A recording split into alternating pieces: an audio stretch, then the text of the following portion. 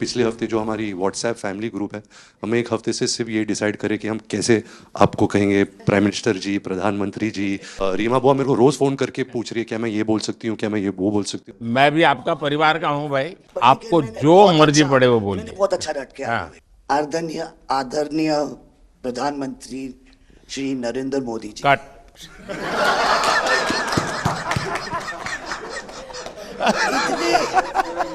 इतने कीमती वक्त में आपने सबको आज यहाँ निमंत्रित किया राज कपूर के बर्थडे 100वीं बर्थडे पे अवसर पे।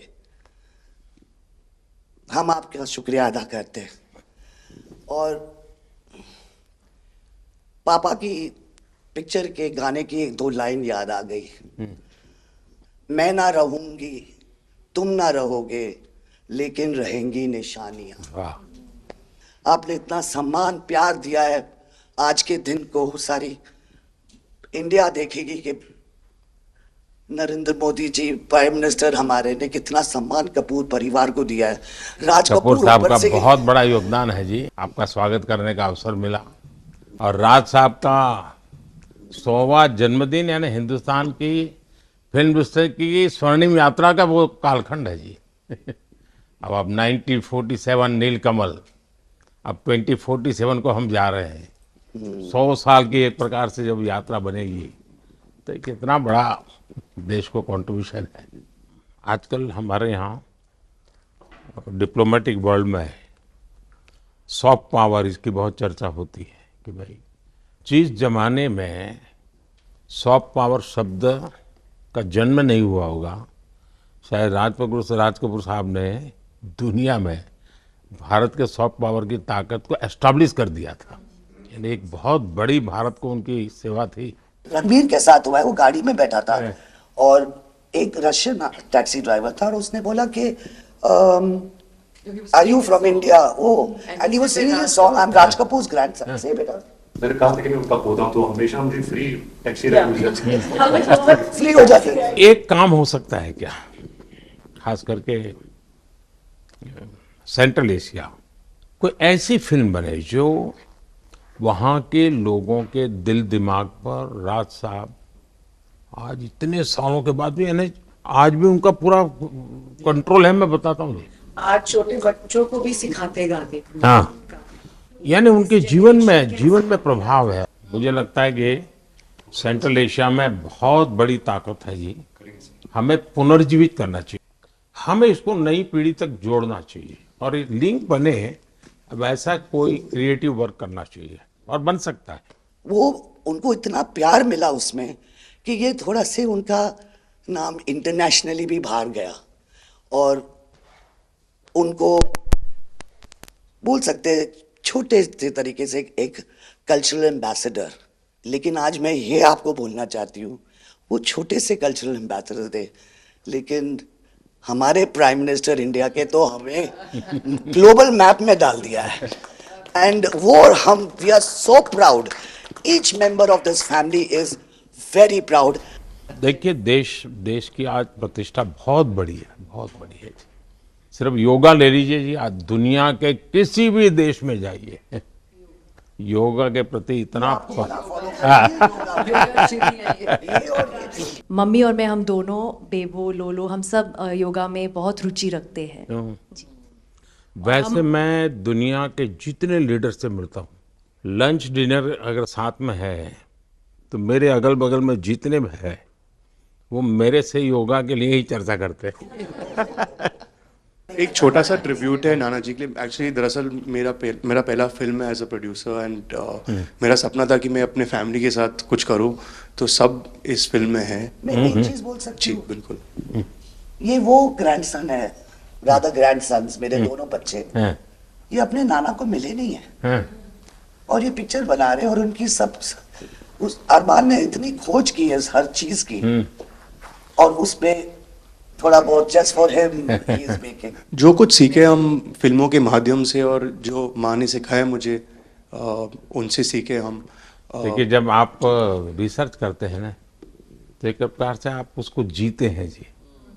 उस दुनिया को जीते हैं, तो आप बड़े भाग्यवान हैं जी कि भले आपने नाना जी को देखा नहीं, लेकिन नाना जी को जीने का आपको अवसर मिल रहा है। जी बिल्कुल बिल्कुल, ये बहुत बड़ा सपना है मेरा और I am really thankful, full family is part of this. मुझे याद है हमारे यहाँ इनके फिल्मों की ताकत क्या थी। जनसंघ का जमाना था और दिल्ली का चुनाव था, तो चुनाव में जनसंघ के लोग हार गए। तो अडवाणी जी, अटल जी ने कहा यार चुनाव तो हार गए, क्या करेंगे, तो चलो बोले मूवी देखते हैं। तो वो मूवी देखने गए, राज कपूर साहब की मूवी फिर सुबह होगी। जनसंघ के दो नेता पराजय के बाद जाते हैं और मूवी देखते हैं फिर सुबह होगी, और आज फिर सुबह हुई। मैं चाइना में था, आपके पिताजी का एक गाना था, उसको वो प्ले कर रहे थे। तो मैंने मेरे साथियों को कहा, मैं इसका मोबाइल फोन पर रिकॉर्डिंग करो, मैंने ऋषि साहब को भेजा था। अच्छा। और वो इतने प्रसन्न हो गए। इनफैक्ट अभी हाल ही में आप आई थिंक अफ्रीका गए थे और वहाँ भी मैंने एक क्लिप देखा था, आप एक जवान के साथ खड़े थे और वो उस टाइम मेरा गाना गा रहे थे। समझा आप, पर मैंने वो क्लिप देखा था और काफ़ी लोगों ने मुझे भेजा था और सब लोग बहुत खुश हो गए। बट एक चीज़ मैं कहना चाहूँगी, गाना जो है जो दुनिया को यूनाइट करता है, स्पेशली जो हिंदी गाने होते हैं, मतलब लोग गाते ही रहते हैं, शायद शब्द उनको समझ में ना आए। और ये मैंने काफ़ी देखा जब हम ट्रैवल करते हैं, खास करके of course with Raj Kapoor songs, but even now I think एक जो एक स्पेशल फीलिंग और एक सेंटिमेंट होता है हमारे गानों में, सब लोग बहुत इंस्टेंटली कनेक्ट करते हैं।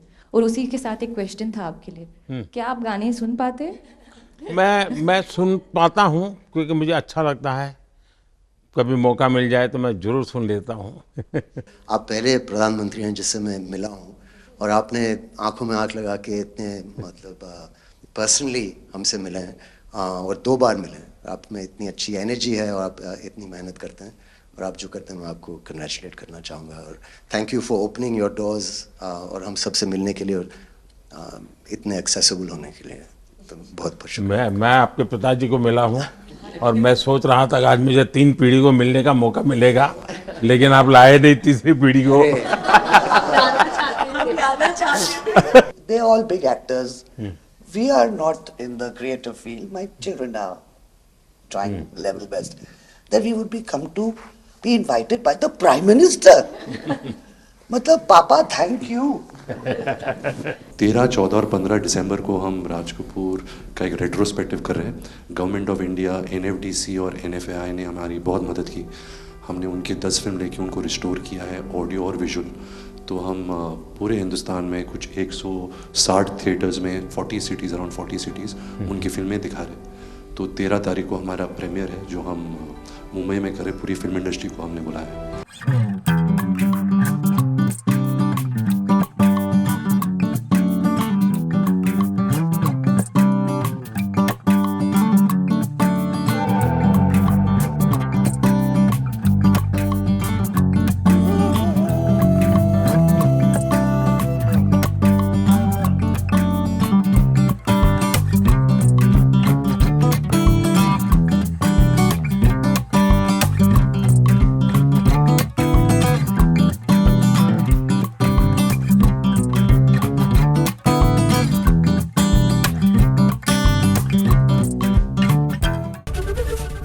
ABP माझा, उघडा डोळे बघा नीट.